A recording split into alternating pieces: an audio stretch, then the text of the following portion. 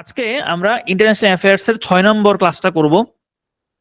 ৬ নম্বর ক্লাসটা হচ্ছে যে জাতিসংঘ ব্যবস্থা, দ্য ইউনাইটেড নেশনস সিস্টেম। জাতিসংঘ ব্যবস্থা থেকে মোটামুটি টুকটাক প্রতি বছরই প্রশ্ন আসে এবং এখান থেকে মোটামুটি কমন প্রশ্নই আসে। তো আমরা শুধুমাত্র সেই কমন প্রশ্নগুলোই দেখার চেষ্টা করব। জাতিসংঘ খুবই পরিচিত একটা টপিক, যেহেতু আপনারা প্রিলিমিনারিতে এই টপিকটা নিয়ে খুব ভালো রকম পড়াশোনা করেছেন, সুতরাং ওই প্রিলিমিনারির অনেক পড়াশোনাই আপনাকে লিখিত পরীক্ষাতেও হেল্প করবে। ইন্টারন্যাশনালের জন্য কে কোন বইটা ফলো করেন? Manual, man manual, assurance, basic view manual, man's, confidence. আচ্ছা, ম্যানুয়াল এবং হচ্ছে অ্যাসুরেন্স। ওকে, যে যে বইটাই ফলো করেন চেষ্টা করবেন যে কমন টপিক যেগুলো আছে কমন টপিকগুলা শেষ করা। এখন কমন টপিক হচ্ছে কোনগুলা? কমন টপিক হচ্ছে যেগুলো থেকে প্রিভিয়াস ইয়ারের প্রশ্নগুলো আসছে, সেগুলাই হচ্ছে কমন টপিক। তো কমন টপিকের প্রশ্নগুলা শেষ করার চেষ্টা করবেন। ও আচ্ছা, আরেকটা যেটা বিষয় বলতে ভুলে গিয়েছিলাম, সেটা হচ্ছে আপনাদের রচনা, ইংরেজি এবং বাংলা রচনা নিয়ে আসলে আপনাদের তেমন কোনো কার্যক্রম হয় নাই। সেখানে কিন্তু বিশাল একটা মার্কস, টোটাল হচ্ছে আপনার 80 মার্কস বা হয়তো বা 90 মার্কসও থাকতে পারে।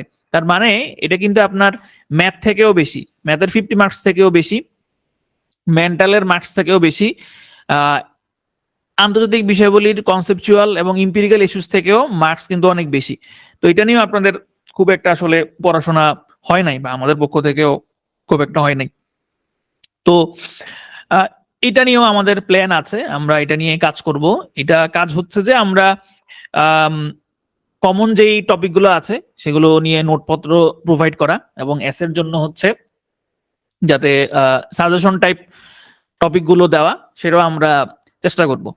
তো যাই হোক, চলেন আমরা হচ্ছে দ্য ইউনাইটেড নেশনস শুরু করি। প্রতিদিন ম্যাথ প্র্যাকটিসের একটা ব্যবস্থা করা যায় কিনা দেখবেন। সকাল টাইমটায় প্রতিদিন 1 ঘন্টা করে যদি লাবু ভাইয়ের সাথে ম্যাথ প্র্যাকটিস করা যায় অনেক সুবিধা হতো। আচ্ছা ঠিক আছে, আপনাদের এই প্রস্তাবগুলো হচ্ছে আমরা সবগুলোই নিচ্ছি, এবং যেটা আপনাদের জন্য ভালো হবে সেটাই আমরা করব। আচ্ছা চলেন জাতিসংঘ ব্যবস্থাটা আমরা শুরু করি। জাতিসংঘ ব্যবস্থার যে ইতিহাস, সেই ইতিহাস আমি আলোচনা করছি না, কারণ ইতিহাসগুলো আপনারা মোটামুটি জানেন, এবং এইটা ইতিহাস খুব একটা ইম্পর্টেন্ট না লিখিত পরীক্ষার জন্য। এই ইতিহাসগুলো মূলত হচ্ছে প্রিলিমিনারি পরীক্ষার জন্য ইম্পর্টেন্ট। তো এখানে হচ্ছে জাতিসংঘের পূর্বসূরি যে প্রতিষ্ঠানটা ছিল জাতিপুঞ্জ, সেখান থেকে জাতিসংঘ কিভাবে আসছে সেগুলার মোটামুটি একটা বর্ণনা দেওয়া আছে, এক নজর পড়ে নিলে আপনারা বুঝবেন। এখান থেকে ধরেন প্রশ্ন এরকম আসার সম্ভাবনা আছে যে জাতিসংঘের গঠন বা জাতিসংঘের উদ্দেশ্য আলোচনা করুন, বা জাতিসংঘের গঠনের পটভূমি আলোচনা করুন, এবং জাতিসংঘের লক্ষ্য উদ্দেশ্যগুলো আলোচনা করুন। তো যদি এরকম প্রশ্ন আসে, যদি এরকম প্রশ্ন আসার সম্ভাবনা কম, যদি এরকম প্রশ্ন আসে, সেক্ষেত্রে আপনি শুরুতে জাতিসংঘর প্রতিষ্ঠার যে ইতিহাস সেটা 3-4 লাইনে লিখবেন। লিখার পরে জাতিসংঘ প্রতিষ্ঠার যে পটভূমি বা যে ইতিহাসটা সেটা আপনারা লিখবেন। তো শুরুতেই তো হচ্ছে লন্ডন ঘোষণা হয়, এরপর লন্ডন ঘোষণার পরে হচ্ছে আটলান্টিক সনদ, আটলান্টিক সনদের পরে হচ্ছে তেহরান সম্মেলন, তেহরান সম্মেলন পরে ডাম্বারটন ওকস সম্মেলন, এরপরে ইয়াল্টা সম্মেলন, এবং সর্বশেষ হচ্ছে সান ফ্রান্সিসকো সম্মেলন। এই সম্মেলনের মাধ্যমেই জাতিসংঘ পূর্ণতা লাভ করে। তো এগুলো যেহেতু আপনারা মোটামুটি প্রিলিমিনারিতে পড়েছেন, আমি আর এগুলো বিস্তারিত আলোচনা করছি না। এবং প্রিলিতে যেগুলো আপনারা পড়েছেন, অর্থাৎ প্রিলিতে সান ফ্রান্সিসকো সম্মেলন সম্পর্কে যতটুকু আপনারা জানেন যে এটা 1945 সালে অনুষ্ঠিত হয়েছিল, এবং 26শে জুন সেখানে টোটাল 50টা দেশ স্বাক্ষর করে জাতিসংঘের সনদে। পরবর্তীতে 15ই অক্টোবর 51তম দেশ হিসেবে পোল্যান্ড স্বাক্ষর করে, এবং এর পরবর্তীতে 24শে অক্টোবর এই সনদটা কার্যকর হয়। এই যে 1-2 লাইন জানেন, যদি প্রশ্ন আসে তাহলে এই 1-2 লাইন লিখলেই হচ্ছে যথেষ্ট হবে, আলাদা করে অন্য কোনো কিছু আর লিখতে হবে না, বা এত লেখার আসলে সময় হচ্ছে পাওয়া যায় না। এরপর দেখেন জাতিসংঘের লক্ষ্য ও উদ্দেশ্য। এরপরে আসেন যে জাতিসংঘের লক্ষ্য এবং উদ্দেশ্য। জাতিসংঘের লক্ষ্য এবং উদ্দেশ্য এইটাও আপনারা মোটামুটি জানেন, আপনারা প্রিলিমিনারিতে পড়েছেন। আপনারা জানেন যে জাতিসংঘ সনদের 1 নং এবং 2 নং অনুচ্ছেদে জাতিসংঘের লক্ষ্য এবং উদ্দেশ্যগুলো বলা আছে, এবং জাতিসংঘ চার্টারের যে প্রিএম্বল বা প্রস্তাবনায় সেখানে বলা আছে যে জাতিসংঘ 4টা পিলার্স রয়েছে, 4 pillars of United Nations. Four pillars গুলো কি কি আছে? Peace and security, the rule of law, human rights এবং হচ্ছে ডেভেলপমেন্ট। তাহলে এই চারটা ভিত্তির উপরেই জাতিসংঘ প্রতিষ্ঠিত হয়েছে। এর বাইরে জাতিসংঘের যে উদ্দেশ্যগুলো রয়েছে বা লক্ষ্যগুলো রয়েছে, জাতিসংঘের 1 নাম্বার যে ধারা, সেই 1 নাম্বার ধারায় জাতিসংঘের 4টা উদ্দেশ্য সম্পর্কে বলা আছে। সেই উদ্দেশ্যগুলো কি কি? আন্তর্জাতিক শান্তি, এটা শান্তি হবে, আন্তর্জাতিক শান্তি এবং নিরাপত্তা বজায় রাখা, প্রত্যেক জাতির আত্মনিয়ন্ত্রণ অধিকার স্বীকার করে সাম্যের ভিত্তিতে তাদের মধ্যে বন্ধুত্বপূর্ণ সম্পর্ক স্থাপন করা, অর্থনৈতিক ও সামাজিক সমস্যা সমাধানের জন্য আন্তর্জাতিক সহযোগিতা বৃদ্ধি করা, মানবাধিকার ও মানুষের মৌলিক স্বাধীনতার প্রতি শ্রদ্ধাবোধ নিশ্চিত করা। এগুলো যেরকম আছে এরকম হুবহু পরীক্ষা যদি আসে এরকম হুবহু লিখতে হবে না, একদম বেসিক যেই কনসেপ্ট অথবা জিস্ট যেই পয়েন্টটা সেটা লিখতে পারলে মোটামুটি আপনি নাম্বার পেয়ে যাবেন। এর বাইরে জাতিসংঘের অনুচ্ছেদের 2 নাম্বার যে অনুচ্ছেদ, সেইখানে জাতিসংঘের 7টা নীতি সম্পর্কে বলা আছে, 7টা প্রিন্সিপাল সম্পর্কে বলা আছে। এই 7টা প্রিন্সিপাল গুলো কি কি? প্রতিটি রাষ্ট্রের সার্বভৌম ও সমতা নীতির উপরে জাতিসংঘ প্রতিষ্ঠিত হবে। প্রতিটি রাষ্ট্র অন্য রাষ্ট্রের অধিকারের ব্যাপারে জাতিসংঘের সনদে যে বিধানগুলো আছে সেগুলো মেনে চলতে বাধ্য থাকবে। আন্তর্জাতিক শান্তি এবং নিরাপত্তা যাতে বিঘ্নিত না হয় সেদিকে প্রতিটা রাষ্ট্রই লক্ষ্য রাখবে। সব রাষ্ট্রই অন্য রাষ্ট্রের রাজনৈতিক স্বাধীনতা এবং ভৌগোলিক অখণ্ডতার প্রতি শ্রদ্ধাশীল থাকবে এবং জাতিসংঘে গৃহীত প্রতিটি সিদ্ধান্ত সদস্য রাষ্ট্রগুলো সমর্থন করবে। এবং জাতিসংঘের সদস্য নয় এমন দেশও বিশ্ব শান্তি ও নিরাপত্তা রক্ষার ক্ষেত্রে এই নীতিগুলো অনুসরণ করবে এবং এ ব্যাপারে জাতিসংঘ উদ্যোগ নেবে এবং জাতিসংঘ কোন রাষ্ট্রের অভ্যন্তরীণ ঘটনায় হস্তক্ষেপ করতে পারবে না। আমি যেভাবে বললাম এখানে যেগুলো আছে এগুলো মুখস্থ করার কিছু নাই, জাস্ট যতটুকু আপনি জিস্ট পয়েন্ট যেটা মনে রাখতে পারবেন অতটুকু মনে রাখতে পারলেই চলবে। আচ্ছা, আপনারা কি বাসায় লিখার প্র্যাকটিস করেন? যে মানে ধরেন যেমন অনেকেই প্রশ্ন করেন যে একটা প্রশ্ন আমি কত পৃষ্ঠা লিখবো বা কতটুকু লিখবো। তো এরকম কোন বাসায় বসে আপনারা প্র্যাকটিস করেন কিনা যে এই প্রশ্ন উত্তরটা আমি এতটুকু লিখবো বা এই প্রশ্ন উত্তরটা আমি এতটুকু লিখবো, এরকম প্র্যাকটিস করেন কিনা? আচ্ছা, এটা যদি প্র্যাকটিস না করেন পরীক্ষার হলে গিয়ে আসলে আপনি ঝামেলায় পড়বেন, কারণ পরীক্ষার হলে আসলে আপনি ঘড়ি ধরে লিখতে পারবেন না, আপনাকে লিখতে হবে পৃষ্ঠা ধরে। পৃষ্ঠা ধরে ব্যাপারটা এইরকম, ধরেন যে আন্তর্জাতিক বিষয়গুলির জন্য আপনি 180 মিনিট সময় পাচ্ছেন। হ্যাঁ, 180 মিনিট সময় পাচ্ছেন আপনি হচ্ছে 100 মার্কসের জন্য। তো এরপরে হচ্ছে যে আপনি চিন্তা করলেন যে তাইলে আমি একটা 4 মার্কের প্রশ্ন, তাইলে 4 মার্কের প্রশ্ন আমি মোটামুটি 6 মিনিটে বা 7 মিনিটে লেখার চেষ্টা করব।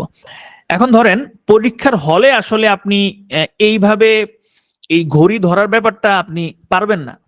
এখন আপনাকে করতে হবে কি? করতে হবে বাসায় বসে আপনাকে প্র্যাকটিস করতে হবে যে আপনি আসলে 4 মিনিটে বা 6 মিনিটে কতটুকু লিখতে পারেন। ধরেন আপনি যদি চিন্তা করেন যে একটা 4 মার্কের প্রশ্ন বা একটা 5 মার্কের প্রশ্ন আপনি 1 পাতা লিখবেন। 4-5 মার্কসের প্রশ্নের জন্য 1 পাতা লেখাটাই হচ্ছে এনাফ, বা হাইস্ট হচ্ছে 1.5 পৃষ্ঠা।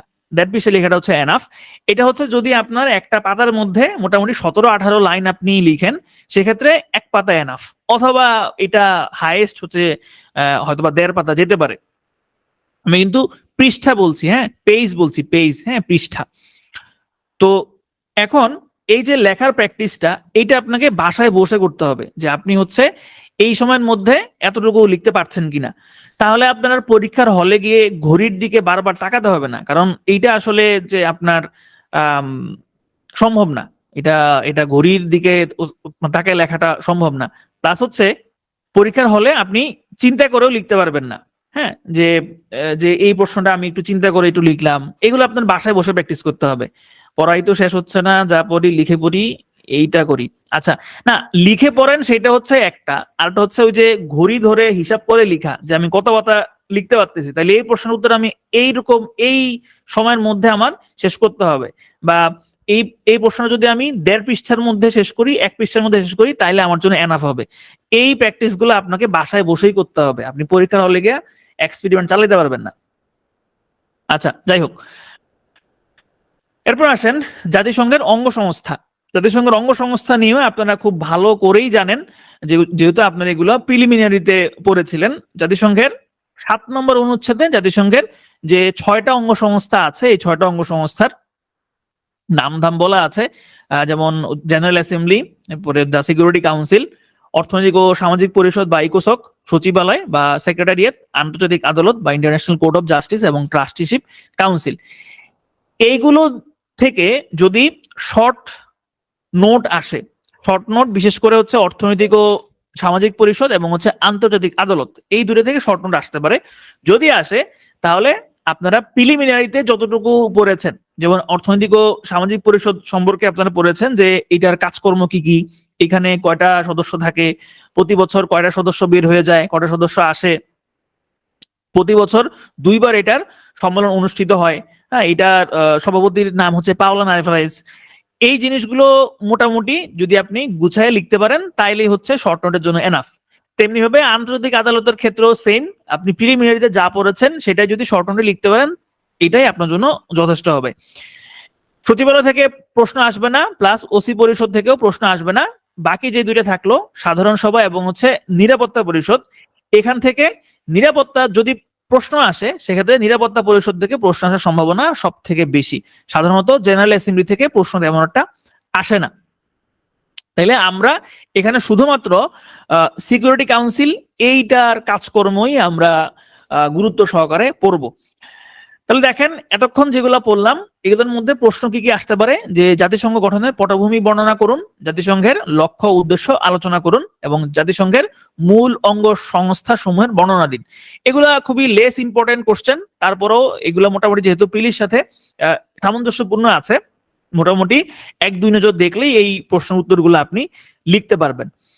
এরপরে আসেন জাতিসংঘের সাধারণ পরিষদের গঠন ও কার্যাবলী নিয়ে আমরা একটু পড়াশোনা করি। যদিও এটা খুব একটা গুরুত্বপূর্ণ প্রশ্ন না, তারপরেও আমরা এক নজর একটু দেখে যাব। জাতিসংঘের সাধারণ পরিষদের গঠন ও কার্যাবলী আপনারা প্রিলিমিনারিতে পড়েছেন। ডাম্বারটন ওকস সম্মেলনের মধ্য দিয়ে জাতিসংঘের 1944 সালে জাতিসংঘের সাধারণ পরিষদ গঠিত হয়েছিল এবং এই সাধারণ পরিষদের জাতিসংঘের সব সদস্যই হচ্ছে সাধারণ পরিষদের সদস্য। কিন্তু কোন একটা সাধারণ পরিষদের সম্মেলনে জাতিসংঘের সব সদস্যরাই 5 জন করে প্রতিনিধি প্রেরণ করতে পারে, কিন্তু ভোট দিতে পারবে কেবল একটা। সাধারণ পরিষদের নিয়মিত অধিবেশন প্রতি বছর সেপ্টেম্বর মাসের 2য় সপ্তাহের মঙ্গলবার অনুষ্ঠিত হয় জাতিসংঘের সদর দপ্তর নিউ ইয়র্কে এবং এই সাধারণ পরিষদটাকে কিন্তু বিশ্বের মহাপরিষদও বলা হয়। এখন সাধারণ পরিষদের কাজগুলো কি কি, যেটা কমন কথা সেটা হচ্ছে যে সাধারণ পরিষদ অনেক কাজই করে, তবে তার সমস্ত কাজকর্মই নিরাপত্তা পরিষদ কর্তৃক নিয়ন্ত্রিত হয়। নিরাপত্তা পরিষদ যেটা করতে বলে সাধারণ পরিষদ সাধারণত সেটাই করে। এরপরেও জাতিসংঘের যে সনদ রয়েছে ইউনাইটেড নেশনস চার্টার, সেই সনদের 9 থেকে 22 নাম্বার অনুচ্ছেদে সাধারণ পরিষদের বিভিন্ন কিভাবে চলবে, তার ক্ষমতা কি কি, তার কার্যাবলী কি কি, এই সমস্ত জিনিসপত্র নিয়ে কিন্তু আলোচনা করা হয়েছে। তো সাধারণ পরিষদের কার্যাবলী কি কি? আন্তর্জাতিক শান্তি ও নিরাপত্তা বিষয়ক কার্যাবলী। শান্তি ও নিরাপত্তা বিষয়ক কার্যাবলী বলতে এখানে বোঝানো হয়েছে যে কোনো একটা রাষ্ট্র শান্তি এবং নিরাপত্তা বিনষ্ট হচ্ছে এরকম যে কোনো ইস্যু সে সাধারণ পরিষদে পাঠাইতে পারবে এবং সেটা সাধারণ পরিষদ ওই নির্দিষ্ট ইস্যুর গুরুত্ব অনুসারে সেটা আলাপ আলোচনা করতে পারবে। আর্থিক এবং বাজেট সংক্রান্ত ক্ষমতা, অর্থাৎ জাতিসংঘের বাজেট প্রণয়ন করা বা অন্যান্য যে সংস্থাগুলো রয়েছে জাতিসংঘের আন্ডারে সেগুলোর বাজেট প্রণয়ন করার কাজও জাতিসংঘের সাধারণ পরিষদ কর্তৃক হয়ে থাকে। এইখানে এই যে এত কিছু, এত লেখাঝোকা, এগুলো আপনাদের কোনো কিছুই মনে থাকবে না বা এগুলো মুখস্থ করলেও থাকবে না। যেটা মনে রাখবেন সেটা হচ্ছে এই যে এই পয়েন্টটা মনে রাখবেন যে জাতিসংঘের সাধারণ পরিষদের কি কি ক্ষমতা আছে, যদি এগুলো আপনারা প্রিলিমিনারিতেই পড়েছেন। আর যদি সম্ভব হয় সেক্ষেত্রে অনুচ্ছেদটা মনে রাখার চেষ্টা করবেন যে কত নং ধারা অনুসারে জাতিসংঘ বাজেট পাশ করে বা কত নং ধারা অনুসারে সে কোনো সদস্য দেশকে নতুন সদস্য পদ দিতে পারে। এই জিনিসগুলো একটু মনে রাখার চেষ্টা করবেন। যদি মনে না থাকে একান্তই কোনো অসুবিধা নাই, শুধুমাত্র পয়েন্টগুলো মনে রাখলেই হবে। তাহলে দেখেন যে আর্থিক এবং বাজেট সংক্রান্ত ক্ষমতা, কোনো সদস্য দেশকে সদস্যপদ দেওয়া অথবা কোনো সদস্যপদকে বহিষ্কার করার ক্ষমতা, নতুন কোনো সংস্থা গঠন করার ক্ষমতা, সনদ সংশোধন করার ক্ষমতা, নির্বাচনমূলক কার্যাবলী। নির্বাচনমূলক কার্যাবলীর মধ্যে রয়েছে যে সামাজিক পরিষদ অর্থাৎ ইকোসকের যে 54 জন সদস্য থাকে, এই 54 জন সদস্যকে নির্বাচিত করা, অথবা আন্তর্জাতিক বিচারালয়ের যে 15 জন বিচারপতি থাকেন তাদেরকে নির্বাচিত করা, এগুলো সবই সাধারণ পরিষদের কাজ। তবে এগুলো সে অবশ্যই নিরাপত্তা পরিষদের সুপারিশ ক্রমে তারপরে সে এগুলো করে থাকে।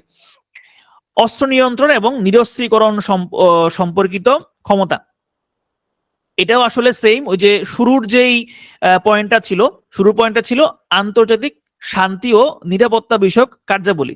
তো আন্তর্জাতিক শান্তি এবং নিরাপত্তা বিঘ্নিত হয় এরকম কোনো যদি বিষয় আসলে আসে যে সেখানে অস্ত্র নিয়ন্ত্রণ করা এবং নিরস্ত্রীকরণের প্রয়োজনীয়তা আছে, সেই জিনিসগুলো হচ্ছে জাতিসংঘের সাধারণ পরিষদ কর্তৃক সুপারিশপ্রাপ্ত হতে পারে অথবা সাধারণ পরিষদে আলাপ আলোচনা হতে পারে। কারিগরি ও পরিবেশ সংক্রান্ত বিষয়াবলী, প্রতিবেদন পর্যালোচনা, বিতর্ক এবং আলোচনা, বিরোধ মীমাংসা এবং শান্তির জন্য ঐক্য প্রস্তাব। তো এগুলো আমি বিস্তারিত আলোচনা করছি না, কারণ এখান থেকে প্রশ্নের সম্ভাবনা খুবই কম। এক নজরে দেখে যান, যদি আসে তাহলে যাতে লিখতে পারেন। এখানে একটা গুরুত্বপূর্ণ কাজ হচ্ছে শান্তির জন্য ঐক্য প্রস্তাব। শান্তির জন্য ঐক্য প্রস্তাব, এটা কিন্তু জাতিসংঘের সাধারণ পরিষদের একটা বিশেষ কাজ। এটাও আপনারা প্রিলিমিনারিতে পড়েছিলেন। তো এইটা শুরুতে জাতিসংঘের সনদ যেটা, সেখানে আসলে এইটা উল্লেখ ছিল না। একটা বিশেষ পরিস্থিতিতে এই শান্তির জন্য ঐক্য প্রস্তাবটা সামনে নিয়ে আসা হয়। মূলত 1950 সালে যখন দুই কোরিয়া নিয়ে বড় ভাইরা অর্থাৎ চীন, যুক্তরাষ্ট্র, যুক্তরাজ্য, সোভিয়েত ইউনিয়ন, এরা যখন কোরিয়া নিয়ে দুই ভাগে বিভক্ত হয়ে গিয়েছিল, অর্থাৎ একদিকে ছিল উত্তর কোরিয়া এবং আরেকদিকে ছিল দক্ষিণ কোরিয়া। উত্তর কোরিয়াতে ঘাঁটি গেড়েছিল কমিউনিস্টরা এবং দক্ষিণ কোরিয়াতে ঘাঁটি গেড়েছিল যারা যারা ছিল পুঁজিবাদী বা হচ্ছে ক্যাপিটালিস্ট। অর্থাৎ উত্তর কোরিয়ার পক্ষে ছিল চীন এবং সোভিয়েত ইউনিয়ন এবং দক্ষিণ কোরিয়ার পক্ষে ছিল ফ্রান্স, যুক্তরাজ্য এবং যুক্তরাষ্ট্র। এখন এই কোরিয়ার নিয়ন্ত্রণ কে নিবে, এই নিয়ে যখন ঝামেলা বাঁধে, তখন জাতিসংঘ দেখলো যে এই 5 জনই আমার স্থায়ী সদস্য এবং এখন এখানে কেউই কাউকে ছাড় দিতে রাজি না। যেহেতু ছাড় দিতে রাজি হচ্ছে না, সুতরাং কোরিয়া সমস্যারও সমাধান হচ্ছে না। এক্ষেত্রে আসলে কি করা যায়? তো তখন জাতিসংঘের থেকেই চিন্তা ভাবনা করা হয় যে যদি কোনো এরকম পরিস্থিতির উদ্ভব হয় যে যেখানে আসলে 5টা স্থায়ী সদস্যই তাদের বিপরীত স্বার্থ নিয়ে জড়িত, সেখানে একটা শান্তির জন্য ঐক্য প্রস্তাব করা হবে এবং এই প্রস্তাবের মাধ্যমে জাতিসংঘের সাধারণ পরিষদ 24 ঘন্টার ব্যবধানে বা 24 ঘন্টার মধ্যে একটা বিশেষ অধিবেশন ডাক দিবে এবং ওই অধিবেশনের মাধ্যমে, জরুরি সভার মাধ্যমে সংখ্যাগরিষ্ঠ সদস্যরা যেরকমটা চায় সেরকমটাই হচ্ছে যেই প্রস্তাবটা চায় সেই প্রস্তাবটাই পাশ হবে। তো এখানে দেখেন, এখানে এই যে ধারাগুলো একটু পড়ে নেবেন যে জাতিসংঘের 24-এর 1 ধারা অনুসারে আন্তর্জাতিক শান্তি ও নিরাপত্তা রক্ষার দায়িত্ব নিরাপত্তা পরিষদের হাতে ন্যস্ত রয়েছে, কিন্তু 27তম ধারা অনুসারে যদি কোনো স্থায়ী সদস্য কোনো প্রস্তাবে ভেটো প্রয়োগ করে তবে সিদ্ধান্ত গ্রহণের ক্ষেত্রে তখন প্রতিবন্ধকতার সৃষ্টি হয়। তো ওই যে 5টা স্থায়ী সদস্য যখন নিজেদের স্বার্থ ওখানে থাকবে, তখনই তারা একে অপরকে ভেটো দিয়ে ওই নির্দিষ্ট সমস্যার সলিউশন হবে না। তো পরবর্তীতে 1950 সালের 3 নভেম্বর সাধারণ পরিষদ সোভিয়েত ব্লকের তীব্র বিরোধিতা সত্ত্বেও তার 5ম অধিবেশনের একটি প্রস্তাব বিশ্ব শান্তি ও নিরাপত্তা রক্ষার সম্ভাবনাকে আরো শক্তিশালী করেছে। এই প্রস্তাবটি শান্তির জন্য ঐক্য প্রস্তাব নামে পরিচিত। তো এখন পর্যন্ত আসলে এই শান্তির জন্য ঐক্য প্রস্তাবটা মূলত কোরিয়া যুদ্ধের সময় এই শান্তির জন্য ঐক্য প্রস্তাবটা আনা হয়েছিল এবং ওই কোরিয়া যুদ্ধেই শান্তির জন্য ঐক্য প্রস্তাবটা মোটামুটি কার্যকর হয়। এর পরবর্তীতে আসলে আর তেমন কোনো ঘটনার মধ্যেই শান্তির জন্য ঐক্য প্রস্তাবটা কার্যকর হইতে দেখা যায় নাই। যদিও বিভিন্ন বইপত্রে লেখা আছে যে হচ্ছে সুয়েজ সংকট, তারপর হচ্ছে হাঙ্গেরি সংকট, ওইখানে এই শান্তির জন্য ঐক্য প্রস্তাবটা ভূমিকা রেখেছিল, কিন্তু আদতে ওই কোরিয়া যুদ্ধের সময়ই ভূমিকা রেখেছিল, এরপর আর তেমন একটা কোনো কাজ ছিল না। তো এটা শর্ট নোট আকারে আসতে পারে, আপনারা এই ধারাগুলো লিখবেন, ধারাগুলো লিখার পরে শান্তির জন্য ঐক্য প্রস্তাবটা কিভাবে আসছে সেটা লিখবেন, এবং শান্তির জন্য ঐক্য প্রস্তাব কিভাবে কাজ করে সেটা লিখবেন। মোটামুটি এতটুকু লিখতে পারলেই এক পৃষ্ঠা বা এক পৃষ্ঠার পরে 2-3 লাইন লিখতে পারলেই মোটামুটি হয়ে যাবে। তাহলে এখান থেকে আমাদের প্রশ্ন কি কি আসবে বা আসতে পারে সেটা হচ্ছে, সাধারণ পরিষদের গঠন ও কার্যাবলী আলোচনা করুন, খুবই লেস ইম্পর্টেন্ট একটা প্রশ্ন। আর হচ্ছে শান্তির জন্য ঐক্য প্রস্তাব কি ব্যাখ্যা করুন, এইটা একটা ইম্পর্টেন্ট প্রশ্ন, এটা আসতে পারে। অনেকের মনে প্রশ্ন আসতে পারে যে শান্তির জন্য ঐক্য প্রস্তাব এটা তাহলে এখন যে বিভিন্ন ইস্যু আছে, এই যে প্যালেস্টাইন ইস্যু, তারপরে হচ্ছে যে তারপরে যে রাশিয়া ইউক্রেন ইস্যু, এখানে কেন আসলে কাজ করছে না? মেইনলি হচ্ছে যে এইখানে আসলে তীব্রভাবে বড় ভাই যারা আছে, স্থায়ী পরিষদের যে 5টা সদস্য আছে, তাদের স্বার্থ তেমন জড়িত না, অর্থাৎ তীব্রভাবে জড়িত না, জড়িত তবে তীব্রভাবে জড়িত না। কিন্তু কোরিয়া সংকটের সময় এই 5টা দেশের স্বার্থে আসলে তীব্রভাবে জড়িত ছিল। তো এই কারণে মূলত এখন আর ওই শান্তির জন্য ঐক্য প্রস্তাবটা কাজ করে না, এবং যেটা জাতিসংঘের এক ধরনের ব্যর্থতা। জাতিসংঘের সফলতা এবং ব্যর্থতা, এইটা খুবই গুরুত্বপূর্ণ একটা প্রশ্ন। এই প্রশ্নের ক্ষেত্রে আপনারা এই বিষয়গুলো আনতে পারেন যে শান্তির জন্য ঐক্য প্রস্তাব এইটা এখন ব্যর্থ হচ্ছে। এরপরে আসেন, আমরা দেখব হচ্ছে জাতিসংঘের নিরাপত্তা পরিষদ, এইখান থেকে প্রশ্ন আসতে পারে, এটা গুরুত্বপূর্ণ। জাতিসংঘের যে 6টা প্রধান অঙ্গ সংস্থা আছে, এর মধ্যে সব থেকে গুরুত্বপূর্ণ অঙ্গ সংস্থা হচ্ছে ইউনাইটেড নেশনস সিকিউরিটি কাউন্সিল বা সংক্ষেপে ইউএনএসসি। এবং এই ইউএনএসসির এইটার নিরাপত্তা পরিষদের বর্তমানে টোটাল সদস্য হচ্ছে 15টা, যার মধ্যে স্থায়ী সদস্য হচ্ছে 5টা এবং অস্থায়ী সদস্য হচ্ছে 10টা। এটা আপনারা সুন্দর করে চার্টের মতো এরকম করে লিখতে পারেন যে 15 জন স্থায়ী সদস্য, তারপরে এখানে অস্থায়ী হচ্ছে 10টা এবং স্থায়ী হচ্ছে 5টা, এরকম করে চার্ট হিসেবেও দেখাতে পারেন। তাহলে জাতিসংঘ সনদের 23 নম্বর অনুচ্ছেদ অনুযায়ী হচ্ছে 15 জন সদস্য নিয়ে নিরাপত্তা পরিষদ গঠিত হয়। তো এই 23 নং ধারাটা সংশোধিত হয়েছিল 1965 সালে। জাতিসংঘ যখন তৈরি হয়, ডাম্বাটন ওকস সম্মেলনে যখন সিদ্ধান্ত নেওয়া হয়েছিল যে একটা নিরাপত্তা পরিষদ থাকবে, তখন কিন্তু জাতিসংঘের নিরাপত্তা পরিষদের সদস্য টোটাল 15 জন ছিল না, তখন টোটাল সদস্য ছিল 11টা। টোটাল সদস্য ছিল 11টা, এর মধ্যে 5টা ছিল স্থায়ী এবং 6টা ছিল অস্থায়ী। পরবর্তীতে 23 নং ধারাটা সংশোধন করা হয় 17ই ডিসেম্বর 1963 সালে, এবং পরে সেটা কার্যকর হয় 1965 সালে। তো এই তারিখগুলো যদি আপনার মনে না থাকে, এগুলা কষ্ট করে মনে রাখার চেষ্টা করার কোনো দরকার নাই, সালগুলো লিখে দিবেন। শুধু এই একটা সাল মনে রাখলেও চলবে যে 1965 সালে নিরাপত্তা পরিষদের সদস্য সংখ্যা 11 থেকে 15তে উন্নীত হয়েছিল। এই যে 11 থেকে 15তে উন্নীত হয়, এর মধ্যে আবার অস্থায়ী যে সদস্যগুলো থাকবে, অর্থাৎ অস্থায়ী যে 10টা সদস্য থাকবে, সেগুলো কোন কোন জায়গা থেকে আসবে সেইটার জন্য আবার আপনার 4টা ভৌগোলিক গ্রুপে ভাগ করা হয়েছিল। এই 4টা ভৌগোলিক গ্রুপ হচ্ছে এশিয়া এবং আফ্রিকা, পূর্ব ইউরোপ, পশ্চিম ইউরোপ এবং অন্যান্য, এবং লাতিন আমেরিকা এবং ক্যারিবীয় অঞ্চল। তো ভাগযোগটা করা হয়েছিল এভাবে যে এশিয়া থেকে আসবে 2টা, আফ্রিকা থেকে 3টা, এই টোটাল 5টা সদস্য থাকবে নিরাপত্তা পরিষদের অস্থায়ী সদস্য এশিয়া এবং আফ্রিকা থেকে। পূর্ব ইউরোপ থেকে 1টা থাকবে, পশ্চিম ইউরোপ এবং অন্যান্য থেকে 2টা থাকবে, এবং লাতিন আমেরিকা এবং ক্যারিবীয় অঞ্চল থেকে 2টা থাকবে। তাহলে এই টোটাল হবে 10টা। এই যে এখানে 5, 5 থেকে 6, 6 2 হচ্ছে 7, 7-এর 2 হচ্ছে 9। আচ্ছা, এখানে মনে হয় হিসাবে একটু গরমিল হয়েছে। যাই হোক, তো এই টোটাল 15টা সদস্য থাকবে। এখন পরীক্ষাতে সাধারণত যেটা আসে যে বা আসতে পারে সেটা হচ্ছে নিরাপত্তা পরিষদের দায়িত্ব কি, বা নিরাপত্তা পরিষদের সংস্কার কিভাবে করা যায়, বা সংস্কার পেছনে আসলে যুক্তিগুলো কি কি। দেখেন, নিরাপত্তা পরিষদের যে দায়িত্বগুলো আছে জাতিসংঘ সনদের 24 থেকে 30 এবং 40 থেকে 54 অনুযায়ী নিরাপত্তা পরিষদের যে দায়িত্ব, 4টা ভাগে দায়িত্বগুলোকে ভাগ করা যায়। সেটা হচ্ছে শান্তি সংক্রান্ত, সামরিক সংক্রান্ত, অর্থনৈতিক এবং হচ্ছে অন্যান্য আনুষঙ্গিক দায়িত্ব। এখন শুরুতে আছেন যে শান্তি সংক্রান্ত দায়িত্বগুলো কি কি। নিরাপত্তা পরিষদের মেইন দায়িত্বটাই হচ্ছে যে নিরাপত্তা নিশ্চিত করা। নিরাপত্তা কেন নিশ্চিত করতে হবে? শান্তি যাতে আসে, শান্তি যাতে নিশ্চিত হয়, সেটা নিশ্চয়তা দেওয়ার জন্যই নিরাপত্তা নিশ্চিত করতে হবে।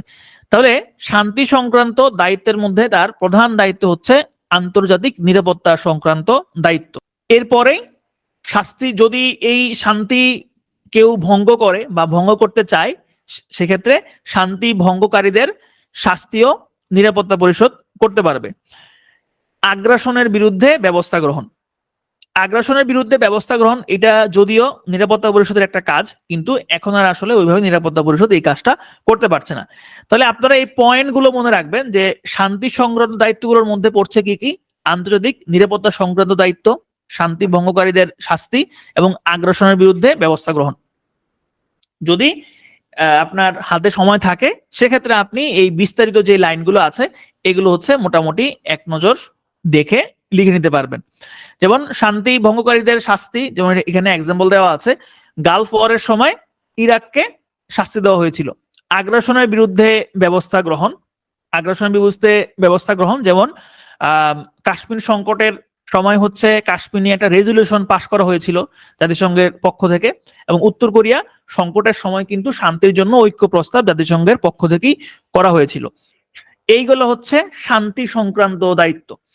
এরপরে আসেন অর্থনৈতিক সংক্রান্ত দায়িত্ব। অর্থনৈতিক সংক্রান্ত দায়িত্ব মূলত হচ্ছে যে যারা শান্তি ভঙ্গকারী আছে বা যারা শান্তি বিনষ্টের চেষ্টা করবে তাদেরকে বিভিন্নভাবে শাস্তি প্রদান করা। যেমন হচ্ছে অর্থনৈতিক নিষেধাজ্ঞা দেওয়া বা ইকোনমিক স্যাংশন দেওয়া, যেমন রাশিয়া ইউক্রেন যুদ্ধে যেটা রাশিয়ার বিরুদ্ধে প্রয়োগ করা হয়েছে। এরপরে রয়েছে অর্থনৈতিকের মধ্যে নির্বাচন সংক্রান্ত দায়িত্ব। এরপর আসেন সামরিক সংক্রান্ত দায়িত্ব। এইটাও কিছুটা হচ্ছে নিরাপত্তা বা শান্তি সংক্রান্ত দায়িত্বের সাথেই প্রায় সিমিলার। সামরিক সংক্রান্ত দায়িত্বের মধ্যে পড়ছে যেমন সামরিক ব্যবস্থা গ্রহণ করা, বিশেষ অধিবেশন আহ্বান করা, আঞ্চলিক বন্দোবস্ত বিষয়ক বিভিন্ন দায়িত্ব পালন করা। তো এগুলো মোটামুটি আপনারা পড়লেই বুঝবেন, এগুলোর মুখস্থ করার কিচ্ছু নাই। এগুলো মুখস্থ করলে আপনার মনে থাকবে না ভাই। একদম সত্যি কথা যেটা 20% মতো হচ্ছে মনে থাকে। যদি আপনি কোনো কিছু মুখস্থ করেন পরীক্ষার হলে দেখবেন যে 20% আপনার মনে আছে আর কোনো কিছুই আপনার মনে নাই। কারণ মানে আমি যে লিখিত পরীক্ষাগুলো দিয়েছি এটা হচ্ছে এক্সপিরিয়েন্স আর কি। আসলে কোনো কিছুই মনে থাকে না, ম্যাক্সিমাম জিনিসই আপনি দেখবেন যে আপনার মাথার মধ্যে কিচ্ছু নাই, একদম হাওয়া। এবং পরীক্ষার আগের রাতে আপনার কাছে মনে হবে যে কি রে ভাই, আমার তো কোনো কিছু মনে পড়তেছে না। তো এখন মনে থাকবে মূলত কোনগুলা? মনে থাকবে মূলত হচ্ছে যে এই যে আপনি যদি এই জিনিসগুলো একটু মাথায় রাখতে পারেন, যে পয়েন্টগুলা বা জিস্ট পয়েন্টগুলা যে আসলে কি কি কাজ করে, এই পয়েন্টগুলো যদি একটু আপনি সাজায় গুছিয়ে লিখতে পারেন তাইলে মোটামুটি একটা ভালো মার্কস আপনি ক্যারি করতে পারবেন। এরপর আসেন আনুষঙ্গিক বিভিন্ন যে দায়িত্বগুলো আছে সেগুলো হচ্ছে ওসি বিষয়ক দায়িত্ব, নতুন সদস্য গ্রহণ, প্রতিবেদন প্রণয়ন এবং হচ্ছে বিধি প্রণয়ন। এবং বিশাল যে দায়িত্বটা সেটা হচ্ছে মূলত জাতিসংঘ চালাইতো হচ্ছে নিরাপত্তা পরিষদ, এবং নিরাপত্তা পরিষদের সুপারিশ ক্রমেই হচ্ছে সাধারণ পরিষদ অন্যান্য কাজগুলো করে থাকে। এখন নিরাপত্তা পরিষদের যে স্থায়ী সদস্য দেশগুলো আছে, 5টা স্থায়ী সদস্য দেশ, আমরা জানি যে 1945 সালে ইয়াল্টা সম্মেলনের মাধ্যমে তাদেরকে একটা বিশেষ ক্ষমতা প্রদান করা হয়, সেটা হচ্ছে ভেটো ক্ষমতা। ভেটো ক্ষমতা। এখন কথা হচ্ছে যে তৎকালীন সময়ে এই ভেটো ক্ষমতা বা এই যে ভেটো ক্ষমতা তো একটা বৈষম্যমূলক ক্ষমতা, এইটা স্থায়ী পরিষদের সদস্যদেরকে আসলে কেন দেওয়া হয়েছিল, কি কারণ ছিল? মেইন উদ্দেশ্য বা মেইন কারণটা ছিল যে যদি ভেটো ক্ষমতা তখন এই 5টা দেশকে দেওয়া না হইতো তখন আসলে জাতিসংঘ তৈরি হইতো না। কারণ তখন কিন্তু স্নায়ু যুদ্ধ শুরু হচ্ছে, কোল্ড ওয়ার শুরু হচ্ছে, এবং যে 5টা বড় ভাই ছিল তাদের মধ্যে কিন্তু স্বার্থের সংঘাত চলছিল বা আস্তে আস্তে শুরু হচ্ছিল। তো তখন যদি এই 5টা সদস্যকে, তারা এটা চেয়েছিল, যদি তাদেরকে এটা না দেওয়া হইতো তাহলে কিন্তু তখন স্টেবিলিটি বা জাতিসংঘই তৈরি হইতো না। তো এবং যেহেতু তারা বড় ভাই এবং তারা চেয়েছে যে তারা যেরকম বলবে সেরকম যাতে হয় এবং জাতিসংঘের উপরে তাদের যাতে একটা পাওয়ার থাকে বা একটা ইনফ্লুয়েন্স থাকে, এই চিন্তা ভাবনা থেকে কিন্তু তখন ভেটো ক্ষমতার টা দেওয়া হয়েছিল। তো ভেটো ক্ষমতার বিধান রাখার যুক্তি যদি পরীক্ষাতে আসে, তাহলে আপনারা এই এই লাইনগুলোই হচ্ছে সাজিয়ে গুছিয়ে বলবেন যে ভেটো ক্ষমতা যদিও জাতিসংঘের যে মূলনীতি সেই মূলনীতির পরিপন্থী, কারণ যেহেতু এখানে সব সব দেশের সমান মর্যাদা প্রতিষ্ঠার জন্য, সব দেশের মধ্যে শান্তি প্রতিষ্ঠার জন্য জাতিসংঘ প্রস্তুত করা হয়েছিল বা তৈরি করা হয়েছিল, সেই মূলনীতির পরিপন্থী হচ্ছে এই ভেটো ক্ষমতা। কিন্তু তারপরেও এই 5টা দেশকে এই বিশেষ ক্ষমতা দেওয়া হয়েছিল। কেন দেওয়া হয়েছিল? কারণ হচ্ছে যে বিশ্বের বেশিরভাগ গুরুত্বপূর্ণ নিরাপত্তা সংকটে এই 5টা দেশের কারো স্বার্থ সংশ্লিষ্ট থাকতে পারে। মূলত এই 5টা দেশেরই কিন্তু স্বার্থ বিভিন্ন জায়গায় সংশ্লিষ্ট থাকে, যেহেতু তারা হচ্ছে বড় ভাই এবং অর্থনৈতিক দিক থেকেও তারা হচ্ছে শক্তিশালী। এখন ভেটো ক্ষমতা যে একদমই খারাপ ব্যাপারটা এরকমও না, ভেটো ক্ষমতার কিছু সুবিধাও আছে। যেমন 1971 সালে বাংলাদেশের মহান মুক্তিযুদ্ধে মার্কিন যুক্তরাষ্ট্রের যুদ্ধবিরতির প্রস্তাবে সোভিয়েত ইউনিয়ন, তৎকালীন সোভিয়েত ইউনিয়ন কিন্তু ভেটো দিয়েছিল এবং এই ভেটোর কারণে কিন্তু সেই যুদ্ধবিরতি প্রস্তাব ব্যর্থ হয়েছিল। তাহলে এই ভেটো ক্ষমতা থাকার ফলে সেখানে একটা চেক এবং ব্যালেন্সও কিন্তু থাকছে। তাহলে ভেটো ক্ষমতা এইটাও কিন্তু, এই যে ভেটো ক্ষমতা রাখা, এটা কিন্তু একটা কারণ। তো এটা শর্ট নোট আকারে বা ছোট্ট প্রশ্ন আকারে আসতে পারে 4 বা 5 মার্কসের জন্য। তাহলে এই কথাগুলি হচ্ছে লিখে দিবেন যে ভেটো ক্ষমতা কখন আসছে, কিভাবে আসছে এবং এটা রাখার আসলে যুক্তিটা কি। এরপরে আসেন আজকের এই ক্লাসের সব থেকে গুরুত্বপূর্ণ, আমার কাছে মনে হয় সব থেকে গুরুত্বপূর্ণ যে পার্টটা, সেটা হচ্ছে নিরাপত্তা পরিষদের সংস্কার। যে নিরাপত্তা পরিষদের সংস্কার আসলে দরকার কিনা। নিরাপত্তা পরিষদ বা জাতিসংঘ যখন আসলে তৈরি হয়, তখন কিন্তু বিশ্বে এখনকার মতো বড় বড় যে অর্গানাইজেশন গুলো আমরা দেখতে পাই, যেমন হচ্ছে ইউরোপীয় ইউনিয়ন বা ব্রিক্স বলেন, অথবা G7 বলেন, বা IMF বলেন, অথবা WB বলেন, এইগুলো কিন্তু কোনো কিছুই ছিল না। যখন 1944 সালে ডাম্বটন ওকস সম্মেলন হয়, তখন কিন্তু আসলে এই জিনিসগুলো ছিল না। 1947 সালে হচ্ছে IMF তার কার্যক্রম শুরু করেছিল এবং 1945 সালে হচ্ছে বিশ্বব্যাংক তার কার্যক্রমটা শুরু করে। তার মানে নিরাপত্তা পরিষদ যখন তৈরি হয়, তখন কিন্তু এই কোনো বড় বড় সংস্থাগুলো কোনো কিছুই ছিল না। কিন্তু এখন কিন্তু এই সংস্থাগুলো আছে, অনেক বড় বড় অর্থনৈতিক জোট বা অনেক বড় বড় বাণিজ্যিক জোট কিন্তু আছে। সুতরাং এই জোটগুলোকে এই জোটগুলোর সাপেক্ষেও কিন্তু নিরাপত্তা পরিষদের সংস্কার হওয়াটা হচ্ছে জরুরি। তাহলে এই কথাগুলো হচ্ছে এখানে বলা আছে, আপনারা পড়লে বুঝবেন। এখন আসেন, যদি এরকম প্রশ্ন আসে যে নিরাপত্তা পরিষদের যে সংস্কারের যে আসলে প্রয়োজন, সেই সংস্কার পিছনে আসলে যুক্তিগুলো কি কি, বা এটা আসলে কেন প্রয়োজন। তাহলে কেন প্রয়োজন দেখেন, যে বর্তমান যে বাস্তবতা সেটা প্রতিফলিত করে না। সেটা প্রতিফলিত করে না মানে কি, ওই যে একটু আগে যেটা বললাম, যে 21 শতকের ভূ রাজনৈতিক বাস্তবতাকে এই বর্তমানের যে নিরাপত্তা পরিষদের কাঠামো সেটা আসলে প্রতিফলিত করে না। কারণ এখন বিভিন্ন ধরনের নতুন নতুন অর্থনৈতিক ও সামরিক শক্তির উত্থান হয়েছে এবং এই বৈশ্বিক ব্যবস্থারও আসলে বা বৈশ্বিক ব্যবস্থা অনুসারেও নিরাপত্তা পরিষদের পুনর্গঠন করা প্রয়োজন। পর্যাপ্ত এবং ন্যায়সঙ্গত প্রতিনিধিত্বের অভাব। পর্যাপ্ত এবং ন্যায়সঙ্গত প্রতিনিধিত্বের অভাব বলতে এখানে বোঝানো হচ্ছে যে বর্তমানে একটু আগে আমরা যখন দেখেছিলাম যে নিরাপত্তা পরিষদের গঠন, সেখানে আমরা দেখেছিলাম যে এশিয়া থেকে 2টা এবং আফ্রিকা থেকে 3টা, পূর্ব ইউরোপ থেকে 1টা এবং পশ্চিম ইউরোপ থেকে হচ্ছে 2টা। তার মানে এখানে এশিয়া হচ্ছে পৃথিবীর সব থেকে বড় মহাদেশ এবং আকারের দিক থেকেও বড়, জনসংখ্যার দিক থেকেও বড়, কিন্তু সেখানে নিরাপত্তা পরিষদে অস্থায়ী সদস্য হিসেবে এশিয়ার মাত্র হচ্ছে 2টা দেশ। তাহলে এটা একটা বৈষম্য। আবার আফ্রিকাও কিন্তু এখন খুব খুব ভালো করছে, আফ্রিকা এখন অর্থনৈতিক দিক থেকে খুবই এগিয়ে যাচ্ছে, কিন্তু আফ্রিকার কোনো স্থায়ী সদস্য তো নাই। একটা বিশাল মহাদেশ আফ্রিকা, কিন্তু আফ্রিকা মহাদেশ থেকে নিরাপত্তা পরিষদের কোনো স্থায়ী সদস্যপদ নাই, কিন্তু জাস্ট 3টা অস্থায়ী সদস্য আছে। তার মানে পর্যাপ্ত এবং ন্যায়সঙ্গত প্রতিনিধিত্বের অভাব রয়েছে নিরাপত্তা পরিষদে। এর পরের যুক্তি কি? পরের যুক্তি হচ্ছে গণতান্ত্রিক সংস্কার। গণতান্ত্রিক সংস্কারটা যেমন কি, যেমন এখন যদি কোনো সিদ্ধান্ত হয় সেক্ষেত্রে ওই যে 5টা স্থায়ী সদস্য আছে তাদের ভেটো ক্ষমতার উপরে নির্ভরশীল থাকতে হয় বা হতে হয়। তাহলে এটা তো আসলে গণতন্ত্র হতে পারে না, কারণ গণতন্ত্র মানে কি? গণতন্ত্র মানে হচ্ছে যেখানে যারা মেজরিটি থাকবে তাদের মতটাই হচ্ছে পাশ হবে। কিন্তু ভেটো ক্ষমতা প্রয়োগের কারণে কিন্তু দেখা যায় যে নিরাপত্তা পরিষদের 15টা সদস্য আছে, তার মধ্যে 14টা সদস্য যদি হ্যাঁ বলে কিন্তু একটা স্থায়ী সদস্য যদি না বলে তাহলে আর সেই প্রস্তাবটা পাশ হয় না। তাহলে এটা তো গণতন্ত্র হতে পারে না। তাহলে গণতান্ত্রিক সংস্কারের জন্য নিরাপত্তা পরিষদের সংস্কার দরকার। P5 এর মধ্যে ভূ রাজনৈতিক প্রতিদ্বন্দ্বিতা। P5 মানে হচ্ছে পার্মানেন্ট 5। এই পার্মানেন্ট 5 এর মধ্যে বিভিন্ন ধরনের জিওপলিটিক্যাল কম্পিটিশনের কারণে দেখা যায় যে নিরাপত্তা পরিষদ তার সিদ্ধান্ত গ্রহণে প্রায় বাধাপ্রাপ্ত হয়, বা শুধু নিরাপত্তা পরিষদ না, জাতিসংঘই কিন্তু তার সিদ্ধান্ত বিভিন্ন ধরনের প্রস্তাব বাস্তবায়নে বা প্রস্তাব উত্থাপনে বাধাপ্রাপ্ত হয়।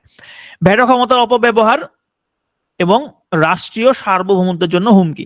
তাহলে যদি প্রশ্ন আসে এরকম যে নিরাপত্তা পরিষদ বা শুধু নিরাপত্তা পরিষদ না, জাতিসংঘের বা নিরাপত্তা পরিষদের সংস্কার পেছনে যুক্তিগুলো কি কি, তাহলে এই যুক্তিগুলো আপনি সেখানে লিখে দিবেন। এরপরে আসেন, এই যে সংস্কার, এখন তো বুঝলাম যে সংস্কার প্রয়োজন, এখন সেই সংস্কারটা আসলে কিভাবে করা যেতে পারে বা কিভাবে সদস্য পদের ব্যালেন্স গুলো করা যেতে পারে। তাহলে কিভাবে করা যেতে পারে? যে সদস্যের অনুপাতে নিরাপত্তা পরিষদের সদস্য বৃদ্ধি করা। যেমন 1945 সালে জাতিসংঘের সদস্য ছিল 51টা, তখন স্থায়ী ছিল 5টা, অস্থায়ী ছিল হচ্ছে 6টা। তাহলে নিরাপত্তা পরিষদের টোটাল সদস্য ছিল 11। 1965 সালে যখন নিরাপত্তা পরিষদের সদস্য পদ বৃদ্ধি করা হয় তখন জাতিসংঘের সদস্য ছিল 101টা, তখন অস্থায়ী সদস্য পদ 4 জন বাড়িয়ে 10 জন করা হয়। টোটাল নিরাপত্তা পরিষদের সদস্য ছিল 15। 2024 সালে বর্তমানে 193টা সদস্য রয়েছে, কিন্তু তারপরও নিরাপত্তা পরিষদের সদস্য এখনো কিন্তু সেই 15টাই রয়ে গিয়েছে। তার মানে আনুপাতিক হারে কিন্তু জাতিসংঘের নিরাপত্তা পরিষদের সদস্য বাড়েনি। সেই হিসাবে এখন আমরা 1965 সালে যেরকম 101 জন সদস্য ছিল, তখন নিরাপত্তা পরিষদের সদস্য ছিল 15 জন, এখন আমরা সেই আনুপাতিক হারে কিন্তু নিরাপত্তা পরিষদের সদস্য সংখ্যা বা সদস্যপদ বৃদ্ধি করতে পারি। এখন এই যে নিরাপত্তা পরিষদের সদস্যপদ বাড়ানো বা বৃদ্ধি করা, এই বৃদ্ধি করার পিছনে বা বৃদ্ধি কিভাবে করা হবে সেখানে কিন্তু কিছু ক্রাইটেরিয়া আছে। সেই ক্রাইটেরিয়াগুলো কি কি? সেই ক্রাইটেরিয়াগুলো হচ্ছে ভৌগোলিক অবস্থান, অর্থাৎ পৃথিবীর কোন জায়গায় ওই নির্দিষ্ট যারা নিরাপত্তা পরিষদের সদস্যপদ পেতে চায় তার অবস্থান, ভৌগোলিক অবস্থানটা কোথায়। যেমন ধরেন ভারতের ভৌগোলিক অবস্থান পৃথিবীর খুব গুরুত্বপূর্ণ একটা জায়গায় এবং এশিয়ারই খুব গুরুত্বপূর্ণ একটা জায়গায় ভারতের ভৌগোলিক অবস্থান রয়েছে। সুতরাং ভারত কিন্তু নিরাপত্তা পরিষদের স্থায়ী সদস্য হওয়ার জন্য অনেক দিন থেকে তারা আশা করছে। আয়তন এবং গুরুত্ব, তাহলে দেখেন ভারতের আয়তন অনেক বেশি এবং আন্তর্জাতিক রাজনীতিতেও কিন্তু তাদের গুরুত্ব অনেক বেশি। জনসংখ্যা এবং দক্ষতা এবং চাঁদার হার, অর্থাৎ কে কি পরিমাণে চাঁদা দেয়। যেমন এখন জাপান কিন্তু জাতিসংঘে প্রচুর পরিমাণে চাঁদা দেয় এবং এই চাঁদার কারণে কিন্তু তারা চাচ্ছে জাতিসংঘের স্থায়ী সদস্যপদ হতে। বিশ্ব অর্থনীতির অবস্থান, প্রতিনিধিত্ব। বিশ্ব অর্থনীতির অবস্থান তার মানে দেখেন জাপান কিন্তু এখন সবসময় 4 বা 5 নম্বর অর্থনীতিতে বিশ্ব অর্থনীতিতে 4 বা 5-এর মধ্যে থাকে এবং জার্মানিও সেম। সুতরাং এই যে এখানে ভারত, তারপরে জার্মানি, জাপান বা ব্রাজিল, এরা কিন্তু জাতিসংঘের স্থায়ী সদস্যপদ পাওয়ার জন্য আগ্রহী বা এরা পেতে চাচ্ছে। এরপরে আসেন যে কিভাবে আমরা পড়ছে কিন্তু সংস্কার করা যেতে পারে কিভাবে। এরপর আসেন আনুপাতিক প্রতিনিধিত্ব। আনুপাতিক প্রতিনিধিত্ব এটা মানে কি? এটা মানে হচ্ছে দেখেন, ইউরোপে টোটাল জনসংখ্যা হচ্ছে পুরো পৃথিবীর 6.6%, কিন্তু জাতিসংঘে তাদের প্রতিনিধিত্ব বা নিরাপত্তা পরিষদের বা জাতিসংঘে তাদের প্রতিনিধিত্ব হচ্ছে 60%। যেখানে এশিয়ার মোট জনসংখ্যা হচ্ছে 61%, কিন্তু জাতিসংঘের সেখানে এশিয়ার প্রতিনিধিত্ব বা নিরাপত্তা পরিষদের প্রতিনিধিত্ব হচ্ছে মাত্র 20%। আফ্রিকার মোট জনসংখ্যা 20%, তাদের কোনো প্রতিনিধিত্বই নাই। দক্ষিণ আমেরিকার 8% জনসংখ্যা, তাদের প্রতিনিধিত্ব নাই। ওশেনিয়ার 1%, তাদেরও নাই। আর উত্তর আমেরিকা মানে হচ্ছে উত্তর আমেরিকাতে দেশ আছেই হচ্ছে অল্প কয়েকটা, এর মধ্যে যুক্তরাষ্ট্র হচ্ছে সেখানে থেকে যুক্তরাষ্ট্র হচ্ছে নিরাপত্তা পরিষদের স্থায়ী সদস্য। তাহলে 5%-এ তাদের প্রতিনিধিত্ব হচ্ছে 20%। তাহলে এটা পুরাটাই হচ্ছে একটা বৈষম্যমূলক। এরপরে আসেন যে আরো কিভাবে সংস্কার করা যেতে পারে। ভেটোর বিকল্প গণতান্ত্রিক প্রক্রিয়া নেওয়া যেতে পারে, অর্থাৎ ভেটোর বিকল্প হিসেবে গণতান্ত্রিক প্রক্রিয়ার মাধ্যমে যে কোনো প্রস্তাব পাস হবে এই ব্যবস্থাটা প্রণয়ন করা যেতে পারে। মহাসচিবের ক্ষমতা বৃদ্ধি, স্থায়ী সদস্যদের কার্যক্ষমতা হ্রাস, আঞ্চলিক অর্থনৈতিক বৈষম্য দূরীকরণ, জাতিসংঘ সনদ পরিবর্তন, চাঁদার ব্যাপারে কঠোর হওয়া, শান্তি রক্ষা, এরপর হচ্ছে রাষ্ট্রীয় আচরণ সম্পর্কে সুনির্দিষ্ট নীতিমালা প্রণয়ন এবং নিরাপত্তা পরিষদের ক্ষমতা হ্রাস করা। তাহলে এখানে আমি বিস্তারিত কোনো কিছু বলছি না, কারণ এগুলো বিস্তারিত আপনারা মোটামুটি পড়লে বুঝবেন। জাস্ট এই পয়েন্টগুলো হচ্ছে মনে রাখবেন, এই পয়েন্টগুলো ধরে মোটামুটি 1-2 লাইন পরীক্ষাতে লিখে আসতে পারলেই হচ্ছে যথেষ্ট।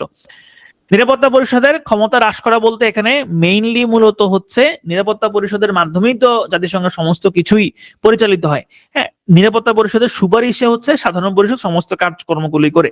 তাহলে জাতিসংঘকে যদি আরো সুসংগত করা যায় বা প্রতিটা সদস্য রাষ্ট্রের যদি অংশগ্রহণ নিশ্চিত করতে হয়, সেক্ষেত্রে অবশ্যই নিরাপত্তা পরিষদের যে ক্ষমতা আছে সেটা হ্রাস করতে হবে। এখানে আরেকটা গুরুত্বপূর্ণ জিনিস ইনক্লুড হবে, সেটা হচ্ছে নিরাপত্তা পরিষদ কেমন হবে সেই সংস্কারের প্রশ্নে কফি আনান 2টা মডেল দিয়েছিলেন। এই মডেল 2টা উল্লেখ করবেন অবশ্যই যদি নিরাপত্তা পরিষদের সংস্কার নিয়ে কোনো প্রশ্ন আসে। যেমন তিনি শুরুতে রেখেছিলেন মডেল এ তে তিনি হিসাব করেছিলেন যে এশিয়া প্যাসিফিক থেকে বর্তমানে স্থায়ী সদস্য হচ্ছে চীন। তার প্রস্তাব অনুযায়ী আরো 2টা স্থায়ী সদস্য আসবে, একটা হচ্ছে ভারত এবং হচ্ছে জাপান। তখন এশিয়া প্যাসিফিক অঞ্চল থেকে স্থায়ী সদস্য হবে 3টা এবং মোট সদস্য হবে 6টা। এবং তিনি এটা প্রস্তাব করেছিলেন 2 বছরের জন্য, অর্থাৎ এই স্থায়ীগুলো হচ্ছে চেঞ্জ হবে। হ্যাঁ, অর্থাৎ 2 বছর 2 বছর করে থাকবে। আফ্রিকা থেকে কোনো স্থায়ী সদস্য নাই, তার প্রস্তাবনা অনুযায়ী 2টা থাকবে, একটা হচ্ছে দক্ষিণ আফ্রিকা এবং এটা বাদ 2টা থাকবে, একটা হচ্ছে দক্ষিণ আফ্রিকা আর হচ্ছে আরেকটা কোনো একটা দেশ থাকবে।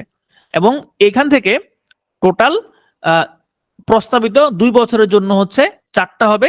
তাহলে সেখানে মোট আরো দাঁড়াবে হচ্ছে 6টা। উত্তর আমেরিকা থেকে শুধু আমেরিকা আছে এবং সেখানে প্রস্তাব করা হয়েছে কোনো দরকার নাই, এবং এখানে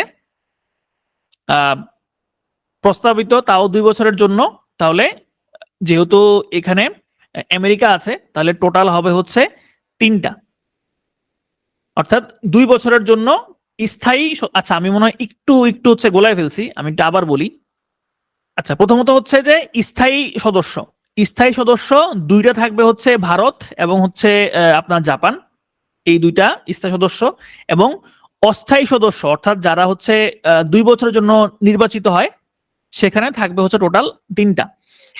আফ্রিকা থেকে বর্তমানে কোনো স্থায়ী সদস্য নাই, তার প্রস্তাব অনুসারে হচ্ছে সেখান থেকে 2টা থাকবে, একটা হচ্ছে দক্ষিণ আফ্রিকা এবং আরেকটা হচ্ছে নাইজেরিয়া। এবং 2 বছরের জন্য অর্থাৎ অস্থায়ী সদস্য থাকবে টোটাল হচ্ছে 4টা। তাহলে আফ্রিকা থেকে টোটাল সদস্য থাকবে হচ্ছে 6টা। উত্তর আমেরিকা থেকে হচ্ছে আমেরিকা স্থায়ী সদস্য, আর প্রস্তাবিত স্থায়ী সদস্য আমেরিকার বাইরে আর দরকার নাই। এবং অস্থায়ী সদস্য থাকবে হচ্ছে 2টা, তাহলে টোটাল সদস্য থাকবে 3টা। দক্ষিণ আফ্রিকা থেকে বর্তমানে কোনো স্থায়ী সদস্য নাই, তার প্রস্তাবিত অনুসারে স্থায়ী সদস্য থাকবে একটা, সেটা হচ্ছে ব্রাজিল, এবং 2টা থাকবে অস্থায়ী, তাহলে টোটাল হবে হচ্ছে 3টা। আর ইউরোপ থেকে বর্তমানে স্থায়ী সদস্য হচ্ছে 3টা, যুক্তরাজ্য, ফ্রান্স এবং হচ্ছে রাশিয়া। আর তার প্রস্তাব অনুযায়ী স্থায়ী সদস্য আরো একটা, সেটা হচ্ছে জার্মানি, এবং অস্থায়ী সদস্য থাকবে 2টা, তাহলে টোটাল হবে 6টা। তখন এই মডেল অনুসারে টোটাল নিরাপত্তা পরিষদের সদস্য থাকবে টোটাল 24টা। বর্তমানে যে 15টা আছে এই 15টা টোটাল তখন হবে 24টা। যদি এই মডেল পছন্দ না হয় তাহলে তিনি আরেকটা মডেল দিয়েছেন বি।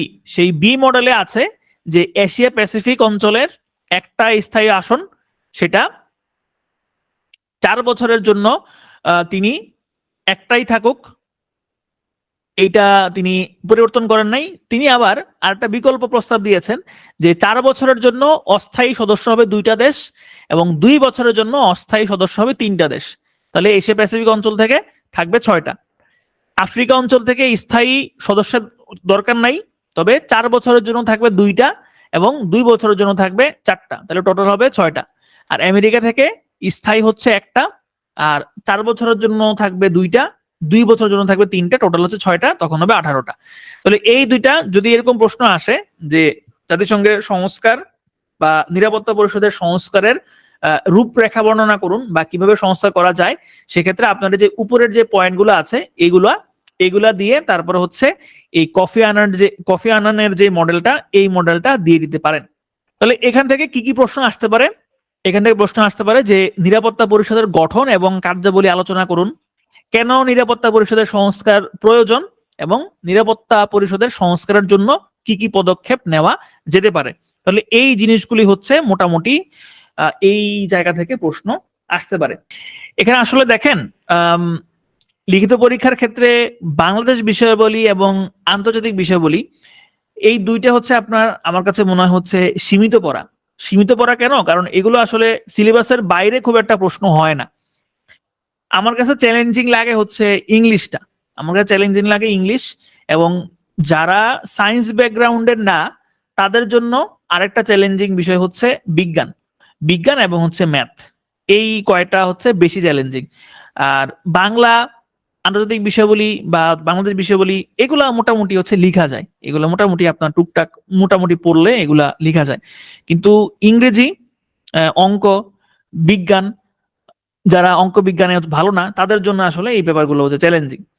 তো এই কারণে আমার কাছে মনে হয় শুরুতেই কেউ যদি আসলে ইংরেজিটা শেষ করে ফেলতে পারে, ম্যাথ এবং সায়েন্স শেষ করে ফেলতে পারে এবং বাংলা শেষ করে ফেলতে পারে, তাইলে হচ্ছে পরবর্তীতে বাংলাদেশ বিষয়াবলী এবং আন্তর্জাতিক বিষয়াবলী পড়তে আসলে খুব বেশি সময় আসলে লাগে না, কারণ এগুলো হচ্ছে সীমিত পড়া। আন্তর্জাতিক বিষয়গুলিতে কিছু প্রশ্ন হয়, প্রতি বছরই কিছু প্রশ্ন হয় হচ্ছে আউট অফ দা, কি বলা যায়, মানে এগুলো কেউ চিন্তাও করে নাই, এরকম প্রশ্ন আসে। তো সেগুলো আসলে কারো হাত নাই, এগুলো আসলে খুব অল্প সংখ্যক মানুষজনই পারবে, সেগুলোর উপরে আপনার কোনো নিয়ন্ত্রণ নাই, সুতরাং সেগুলো নিয়ে টেনশন করারও কিছু নাই। আপনি যদি নিয়মিত পত্রিকা পড়েন সেক্ষেত্রে হয়তো কমন পড়ে যেতেও পারে, তবে কমন না পড়ার সম্ভাবনাই বেশি।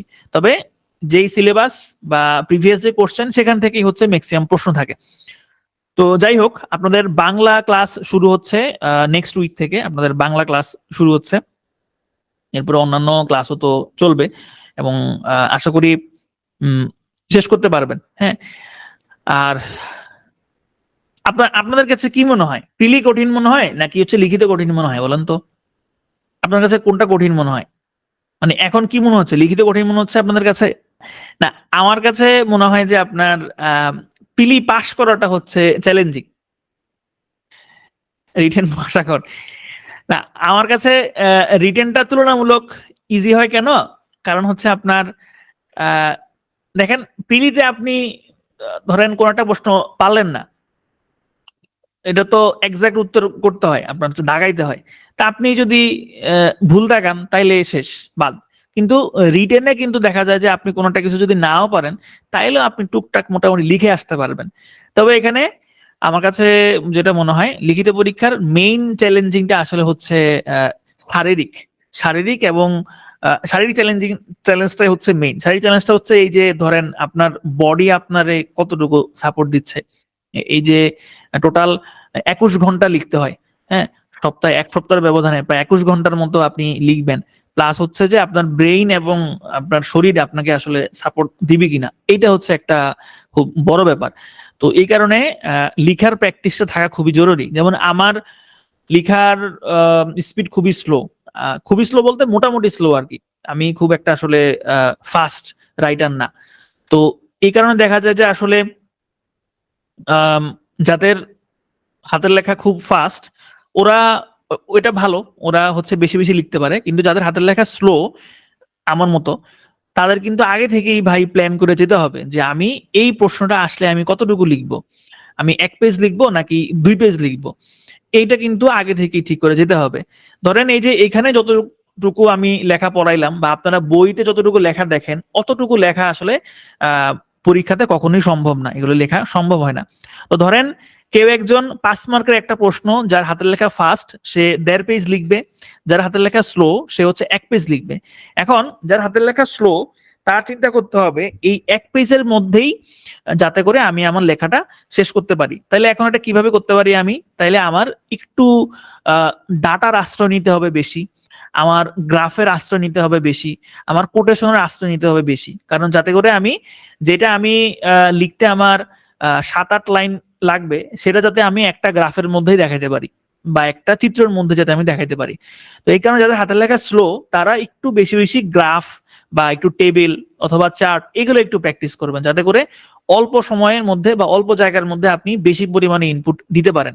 তো এগুলো প্র্যাকটিস না করলে আসলে আপনি পরীক্ষার হলে গিয়ে এগুলো কোনো এক্সপেরিমেন্ট আপনি করতে পারবেন না।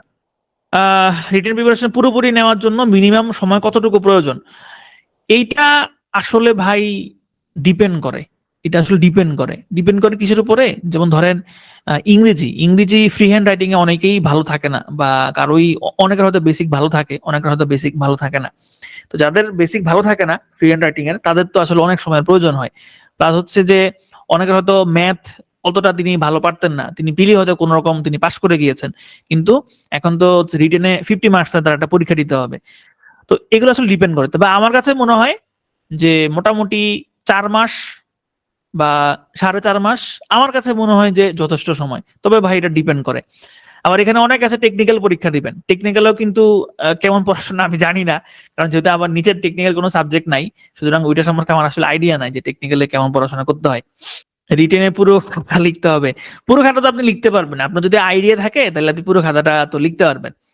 আর আপনারা বেশি বেশি পড়বেন, বেশি বেশি পড়বেন বলতে আপনারা কয়েকটা বই ফলো করবেন। প্রিলিতে হয়তো বা আপনি একটা বই ফলো করেছেন, একটা বই ফলো করাতে আপনার হয়তো হয়ে গিয়েছে, কিন্তু রিটেনে আপনি কয়েকটা বই ফলো করবেন। কেন? কারণ হচ্ছে আপনি যত বেশি পড়বেন তত বেশি আপনার লেখার ক্যাপাসিটি বাড়বে। ধরেন আপনি একই প্রশ্ন আপনি ম্যানুয়াল থেকে পড়লেন, আপনি একই প্রশ্ন হচ্ছে আপনি আপনি ম্যাথস থেকে পড়লেন, একই প্রশ্ন আপনি ইউনিক থেকে পড়লেন। এটা করে যেটা হবে, ওই একই প্রশ্ন কিন্তু 2-3টা বইতে 3 রকম লেখা থাকবে, এবং এই 3টা বইয়ের লেখায় কিন্তু আপনার লিখাতে আসবে। এবং ধরেন কেউ একজন যারা ম্যাথস থেকে পড়ছে তাহলে তারা ম্যাথসের লেখাটা লিখবে, তাহলে তাদের লেখাটা সেম হয়ে যাবে। আবার যারা ইউনিক থেকে লিখছে তাদের লেখাটাও সেম হয়ে যাবে। তো এখন আপনি যদি 3টা সোর্স থেকে লিখেন, 3টা সোর্স থেকে আপনি লিখতে পারেন, সেক্ষেত্রে কিন্তু আপনার লেখাটা সেম হবে না, আপনার লেখাটা অনেকটাই ডিফারেন্ট হবে। এবং এটা হচ্ছে আপনি যত বেশি পড়বেন তত বেশি আপনার এই লেখাটা আসবে। এখন আমি কিন্তু মুখস্থ করার কথা বলতেছি না, আপনাকে আমি পড়ার কথা বলতেছি। আপনি যত পড়বেন তত দেখবেন যে আপনার হচ্ছে আইডিয়া ডেভেলপ হচ্ছে, প্লাস যদি লিখার অভ্যাসটা করেন সেক্ষেত্রে হচ্ছে আস্তে আস্তে ব্যাপারটা হবে। হ্যাঁ, সবই ঠিক আছে ভাই, বাট এখন সময়ের ওই লাক্সারিটাই তো নাই আমাদের। হ্যাঁ, সময়ের লাক্সারিটা নাই, যতটুকু আছে আর কি এতটুকু সময়ের মধ্যেই হচ্ছে করতে হবে। তো আসেন, জাতিসংঘের অধীনে শান্তি রক্ষার দায়িত্বটা মূলত হচ্ছে নিরাপত্তা পরিষদের, এবং এই নিরাপত্তা পরিষদের আন্ডারেই হচ্ছে জাতিসংঘ শান্তি রক্ষা বিভিন্ন কাজকর্ম করে। এটার মেইন থিমটাই হচ্ছে জাতিসংঘ যে শান্তি রক্ষাগুলো করে এটার একটা বড় পার্ট হচ্ছে শান্তি রক্ষা মিশন। শান্তি রক্ষা মিশনের মাধ্যমে জাতিসংঘ বিভিন্ন জায়গায় শান্তি রক্ষা করে। তো শান্তি রক্ষা মিশনটা যখন প্রথম তৈরি হয়, প্রথম আরব ইসরায়েল যুদ্ধের প্রেক্ষাপটে, তখন কিন্তু শান্তি রক্ষা কার্যক্রমের পরিধি এত বিশাল পরিধিতে ছিল না, এত বিশাল ক্যানভাসে ছিল না। এখন যেমন শান্তিরক্ষী বাহিনীরা শুধুমাত্র যে শান্তি রক্ষা করেন তাই নয়, তারা যেসব দেশে তারা থাকেন বা যেসব দেশে তারা ডিপ্লয় হন সেসব দেশের শিক্ষা, স্বাস্থ্য, স্যানিটেশন, এই সমস্ত বিভিন্ন জিনিসও কিন্তু তারা কাজকর্ম করেন। তো এই সমস্ত জিনিসগুলি হচ্ছে মোটামুটি জাতিসংঘের অধীনে শান্তি রক্ষা। এখানে বিশাল বর্ণনা দেওয়া আছে, বর্ণনাগুলো পড়লে মোটামুটি বুঝবেন। এরপরে আসেন খুব গুরুত্বপূর্ণ আরেকটা টপিক, এটা হচ্ছে নিরাপত্তা পরিষদের পরে এই টপিকের গুরুত্বপূর্ণ আরেকটা জিনিস, এটা হচ্ছে জাতিসংঘ শান্তি রক্ষা মিশনে বাংলাদেশের ভূমিকা বা বাংলাদেশ সশস্ত্র বাহিনীর ভূমিকা।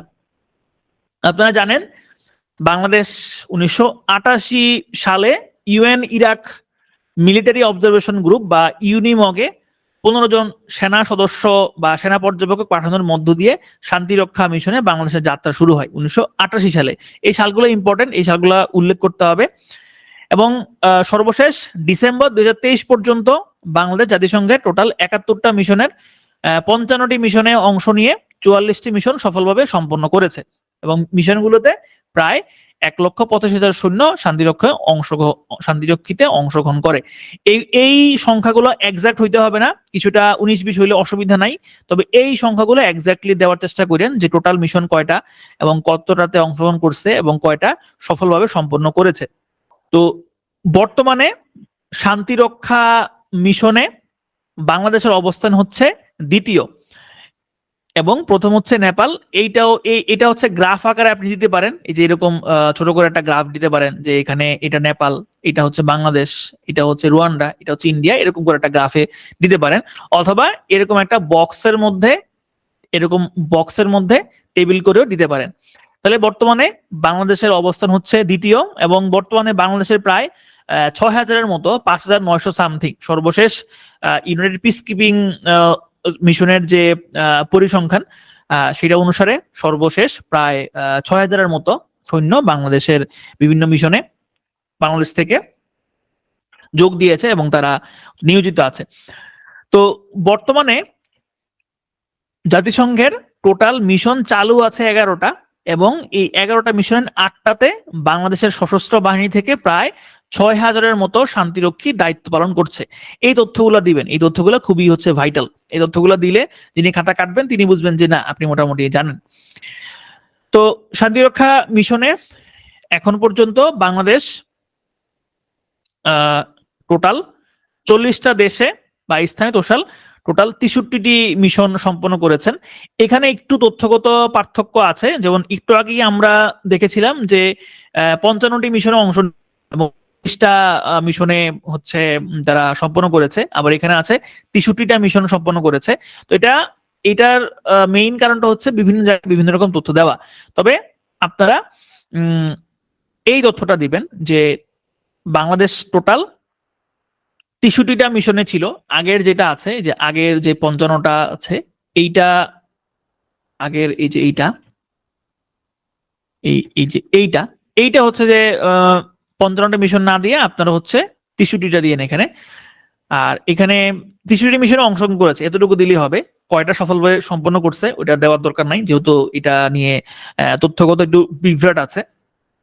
আচ্ছা, এখানে মেইনলি দিবেন সেটা হচ্ছে বর্তমানে বাংলাদেশের জাতিসংঘের 11টা মিশনের টোটাল 8টাতে বাংলাদেশের সশস্ত্র বাহিনীর থেকে প্রায় 6,000-এর মতো সৈন্য কর্মরত আছে।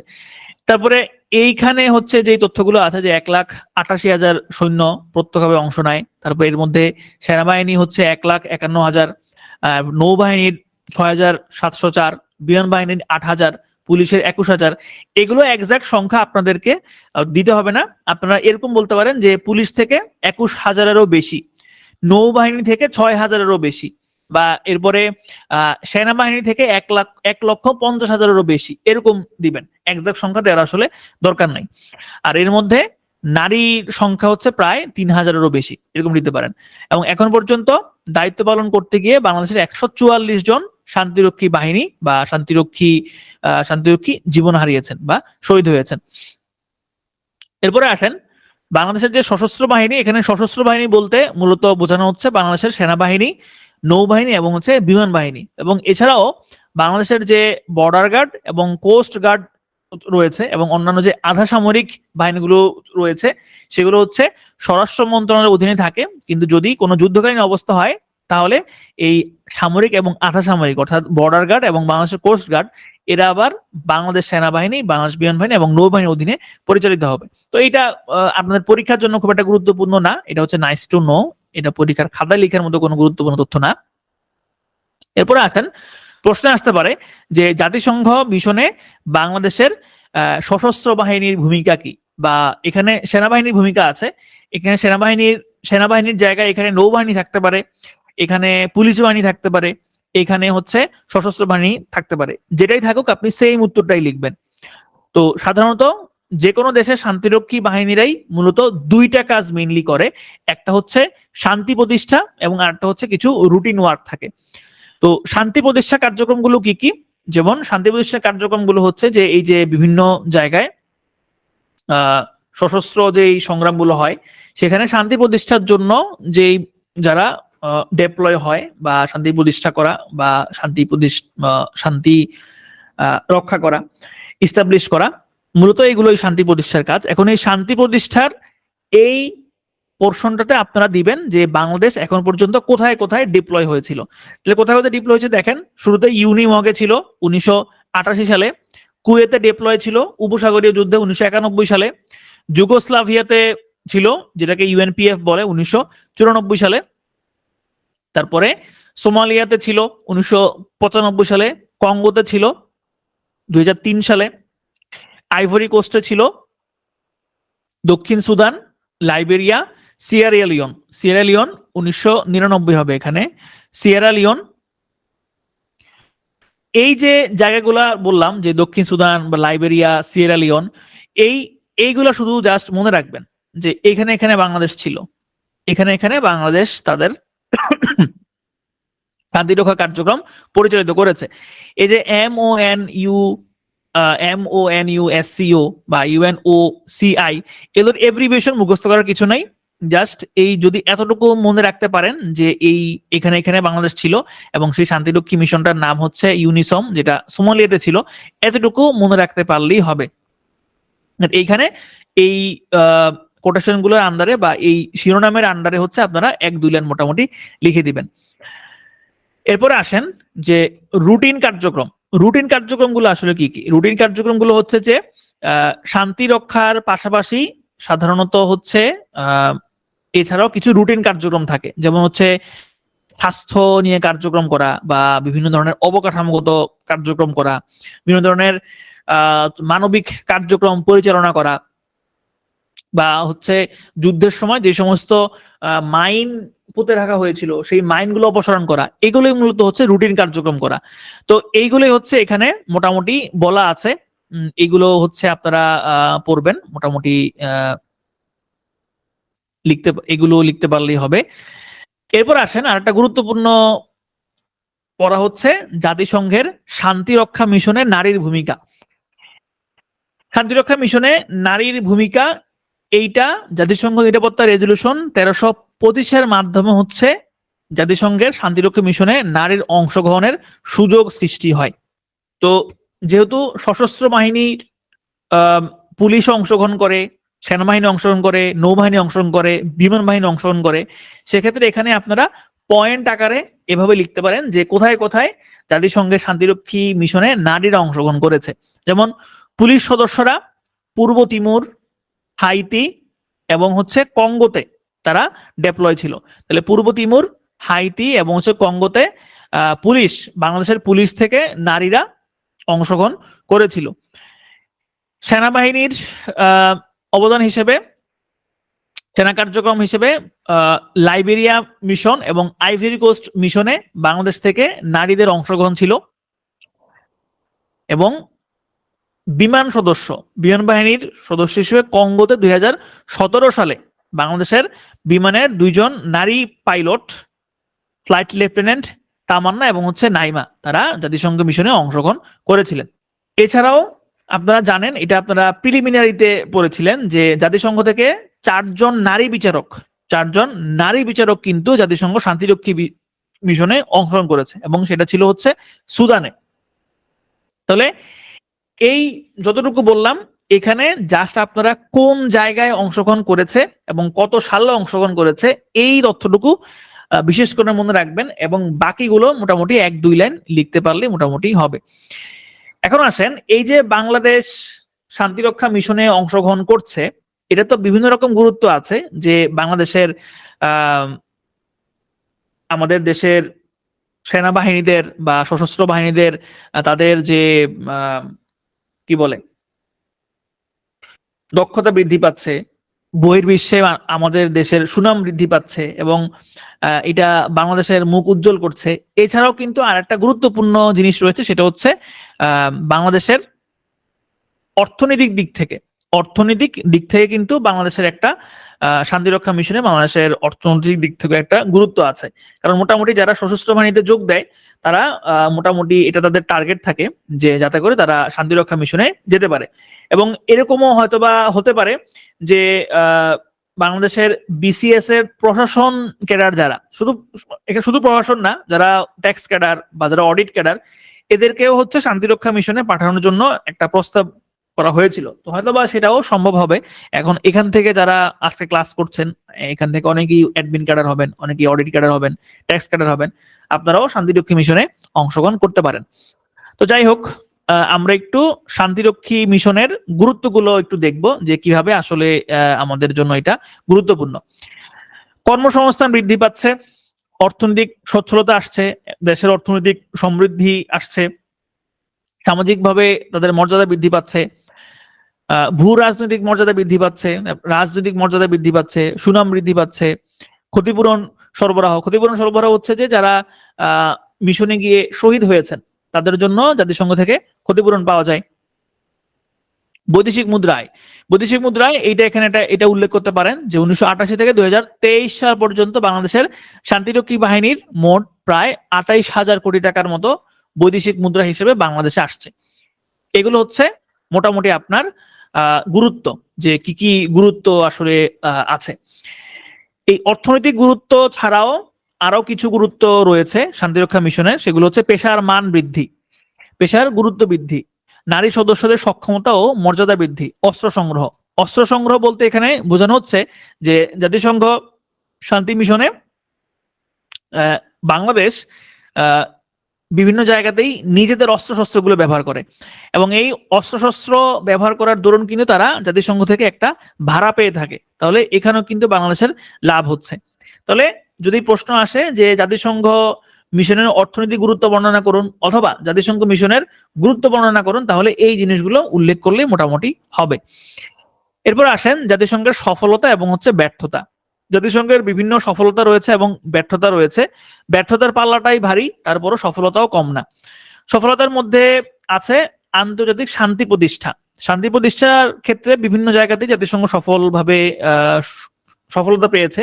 যেমন হচ্ছে ইরাক কুয়েত সংকট, সুদান সংকট, এইসব জায়গাতে জাতিসংঘ তার কার্যকারিতা দেখাতে পেরেছে। অসহায় মানবতার সেবা যেমন হচ্ছে ইউএনএইচসিআর আছে বা আরো বিভিন্ন ধরনের সংস্থা আছে, যেগুলোর মাধ্যমে জাতিসংঘ বিভিন্ন মানবিক সহায়তা প্রদান করে থাকে। নারী উন্নয়নে জাতিসংঘ বিশেষ গুরুত্বপূর্ণ ভূমিকা পালন করেছে, যেমন ইউনিফেম, ইউএন উইমেন, এবং নারীদের অধিকার এবং নারীদের প্রতি বৈষম্য বিলোপ করার জন্য জাতিসংঘ কিন্তু একটা সনদ স্বাক্ষর করেছে বা সনদ প্রবর্তন করেছে, যেটা হচ্ছে সিডো। ন্যায় বিচার প্রতিষ্ঠার জন্য জাতিসংঘের যে প্রতিষ্ঠানটা কাজ করে সেটা হচ্ছে আন্তর্জাতিক আদালত বা ইন্টারন্যাশনাল কোর্ট অফ জাস্টিস। মানবাধিকার সুরক্ষার জন্য United Nations human rights commission রয়েছে। শ্রম অধিকার প্রতিষ্ঠার জন্য জাতিসংঘের আইএলও রয়েছে। সামাজিক এবং সংস্কৃতি এবং অর্থনৈতিক উন্নয়নের জন্য জাতিসংঘের ইকোসক রয়েছে বা ইউএনডিপি রয়েছে। পরিবেশ সংরক্ষণের জন্য জাতিসংঘ প্রতি বছরই কিন্তু একটা সম্মেলন করে, যেটা হচ্ছে কনফারেন্স অফ দ্য পার্টিস বা কপ সম্মেলন। এছাড়াও পরিবেশ সংরক্ষণের জন্য জাতিসংঘের ইউনাইটেড নেশনস এনভায়রনমেন্ট প্রোগ্রাম রয়েছে। ঔপনিবেশিকতার অবসান বলতে এখানে মূলত ওছি পরিষদের কাজটা বোঝানো হয়েছে। ওছি পরিষদ এই কাজটা, এদের মেইন কাজটাই ছিল ঔপনিবেশিক শাসক যারা ছিল তারা যখন তাদের সেই উপনিবেশগুলো ছেড়ে চলে আসছিল, তখন কিন্তু ওই উপনিবেশগুলোর দেখভাল করার কাজ কিন্তু এই জাতিসংঘের হাতেই ন্যস্ত ছিল। উন্নয়ন বলতে ইউএনডিপি তারা বিভিন্ন উন্নয়নশীল দেশে বিভিন্ন উন্নয়ন কার্যক্রম পরিচালনা করে। শিক্ষা ক্ষেত্রে অবদানের জন্য জাতিসংঘের রয়েছে ইউনেস্কো, যারা বিশ্বব্যাপী শিক্ষা এবং হচ্ছে বিজ্ঞান নিয়ে কাজ করে। তাহলে এগুলি হচ্ছে মোটামুটি জাতিসংঘের সফলতা। আর ব্যর্থতা যদি বলেন যে জাতিসংঘের ব্যর্থতা কি, এখানেও কিছু জাতিসংঘের সফলতা রয়েছে, যে বিভিন্ন ধরনের প্রতিষ্ঠান জাতিসংঘ বিভিন্ন ক্ষেত্রে কাজ করার জন্য জাতিসংঘের বিভিন্ন প্রতিষ্ঠান রয়েছে। তো এগুলো মোটামুটি পড়লে বুঝবেন। ব্যর্থতা কি? ব্যর্থতা তো আপনারাই আমার থেকে মনে হয় হচ্ছে ভালো জানেন, যেমন প্যালেস্টাইনের সমস্যা, তারপরে মায়ানমারে বাংলাদেশ ব্যর্থ, বাংলাদেশের মুক্তিযুদ্ধেও জাতিসংঘের ব্যর্থতা রয়েছে, কারণ যে 30 লক্ষ শহীদ বাংলাদেশে হয়েছিল সেটা কিন্তু জাতিসংঘ রোধ করতে পারেনি। ইউক্রেন সংকটে চুপ থাকা, লেবানন সংকটে ব্যর্থতা, নিরস্ত্রীকরণে ব্যর্থতা, ভিয়েতনাম সংকটে ব্যর্থ হয়েছে, কাশ্মীর সংকট, তারপরে চীনের উইঘুর মুসলিমদের অধিকার আদায়ে ব্যর্থতা, বার্লিন সংকটে ব্যর্থতা, সিরিয়া সংকট, ইয়েমেনে ব্যর্থতা, উত্তর কোরিয়া সংকট। তাহলে এই সবগুলি হচ্ছে জাতিসংঘের ব্যর্থতা। এরপর আসেন একটা ছোট্ট জিনিস আমরা পড়বো, আর দুইটা ছোট জিনিস আমরা পড়বো। একটা হচ্ছে জেনেভা কনভেনশন। জেনেভা কনভেনশন এইটা মূলত হচ্ছে জেনেভা কনভেনশন টোটাল 4টা কনভেনশনের সমন্বয় হচ্ছে জেনেভা কনভেনশন। স্বাক্ষরিত হয়েছিল 1948 সালের 12ই আগস্ট। এটা আপনারা পড়েছেন। প্রথম জেনেভা কনভেনশন হয়েছিল 1864 সালে, যেটা ছিল মূলত যুদ্ধক্ষেত্রে আহত এবং অসুস্থ সৈনিকদের অবস্থার উন্নতি করা। এটা নিয়ে 1864 সালে একটা জেনেভা কনভেনশন হয়। এর পরবর্তীতে 1906 সালে একটা হয়, 1929 সালে একটা হয়, এবং পরবর্তীতে 1949 সালে হচ্ছে চতুর্থ কনভেনশনটা হয়। এই চতুর্থ কনভেনশনটা সবকিছু মিলে হচ্ছে জেনেভা কনভেনশন বলা হয়, এবং এটাকে 4 স্টার জেনেভা কনভেনশনও বলা হয়। তো এখানে এই বক্সে হচ্ছে সেই জেনেভা কনভেনশন গুলো মোটামুটি দেওয়া আছে। এগুলো আপনারা প্রিলিমিনারিতেও পড়েছেন। এই যদি এটা আসে শর্ট নোট আকারে আসবে, এই বক্সটা দিবেন এবং প্রথম কনভেনশন, সাল এবং হচ্ছে উদ্দেশ্যটা কি, এতটুকু লিখলে হবে। এবং এইখানে এই যে বড় করে যেটা দিছে, এত বড় করে আপনার লিখতে হবে না, এতটুকু লিখলে হবে যে যুদ্ধবন্দীদের প্রতি মানবিক আচরণ বা যুদ্ধপটীদের প্রতি আচরণ কেমন হবে। এইটাই ছিল চতুর্থ কনভেনশনের মেইন উদ্দেশ্য। এরপর যদি আপনার মনে থাকে সেক্ষেত্রে এই পরবর্তী যেগুলো আছে এগুলো লিখে দিয়ে আসবেন। এরপর আসেন জাতিসংঘের সর্বশেষ টপিক হচ্ছে রেসপন্সিবিলিটি টু প্রোটেক্ট বা R2P। রেসপন্সিবিলিটি টু প্রোটেক্ট এইটা হচ্ছে জাতিসংঘের 60তম অধিবেশনে হচ্ছে এটা পাশ হয়েছিল। রেসপন্সিবিলিটি টু প্রোটেক্টের মেইন জিনিসটা হচ্ছে যে কোনো একটা দেশের দায়িত্ব হচ্ছে ওই দেশের মানুষকে রক্ষা করা। এখন সেটা হতে পারে গণহত্যা থেকে রক্ষা করা, যুদ্ধ অপরাধ থেকে রক্ষা করা, বা যে কোনো ধরনের জাতিগত নির্মূল থেকে রক্ষা করা।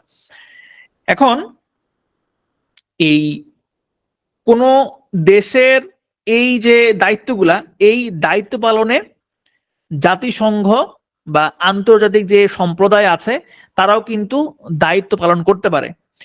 একটা দেশকে ওই দেশের নাগরিকদের জাতিগত নির্মূল অথবা মানবতা বিরোধী অপরাধ, যুদ্ধ অপরাধ, গণহত্যা এগুলো থেকে রক্ষা করার জন্য যেই রেসপন্সিবিলিটি বা যে দায়িত্ব, সেটাকেই মূলত বলা হয় হচ্ছে রেসপন্সিবিলিটি টু প্রোটেক্ট। এখানে এই জিনিসগুলো হচ্ছে বলা আছে। তো এগুলা মোটামুটি এই আমি যে মূল কথাটা বলেছি, মূল কথাটা হচ্ছে এটাই। এটা আসলে শর্ট নোট আকারে আসতে পারে, মোটামুটি এতটুকু লিখলে হচ্ছে আপনারা পারবেন। তো এই ছিল মোটামুটি জাতিসংঘ থেকে আপনার পাঠটুকুর ইম্পিরিক্যাল ইস্যুস। এর বাইরেও টুকটাক কিছু কনসেপচুয়াল ইস্যুস জাতিসংঘ থেকে আসতে পারে, তবে সেটা আমরা কনসেপচুয়াল ইস্যুসে যখন ক্লাস হবে বা সামনে যে এক্সট্রা ক্লাসগুলো হবে সেখানে আমরা আলাপ আলোচনা করব।